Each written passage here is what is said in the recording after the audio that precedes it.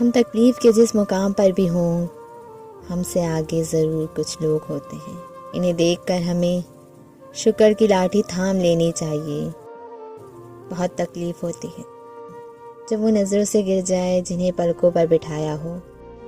تکلیف تب ہوتی ہے جب لوگ رہ جائیں اور رشتے مر جائیں۔ اور کچھ نہیں چاہتی میں اپنی زندگی سے یا رب، دعا ہے کہ کسی کی تکلیف کی وجہ میری ذات نہ ہو۔ چہرے اجنبی ہو جائیں تو انسان کو اتنا فرق نہیں پڑتا، لیکن جب لہجے اجنبی ہو جائیں تب تکلیف کی انتہا تب ہوتی ہے جب آپ اس انسان کے لیے کچھ نہ رہیں جس کے لیے کچھ رہے ہوں کبھی۔ اس سے میرا فقط اتنا سا رشتہ ہے، اسے جب تکلیف ہوتی ہے مجھے محسوس ہوتی ہے۔ اچھے انسان کی تعریف کے لیے اتنا ہی کافی ہے کہ یہ کسی کو تکلیفیں نہیں دیتا۔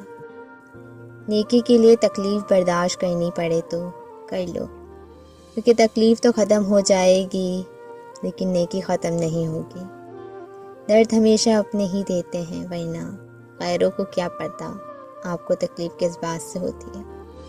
کیا عجب رشتہ ہے جس سے دل تکلیف میں ہے اور تکلیف دینے والا آج بھی دل میں ہے۔ سب سے زیادہ وہ لہجے تکلیف دیتے ہیں جب آنکھ کے آنسو چھپا کر مسکرانا پڑتا ہے۔ جو تکلیف تم خود برداشت نہیں کر سکتے وہ کسی دوسرے کو بھی نہ دو۔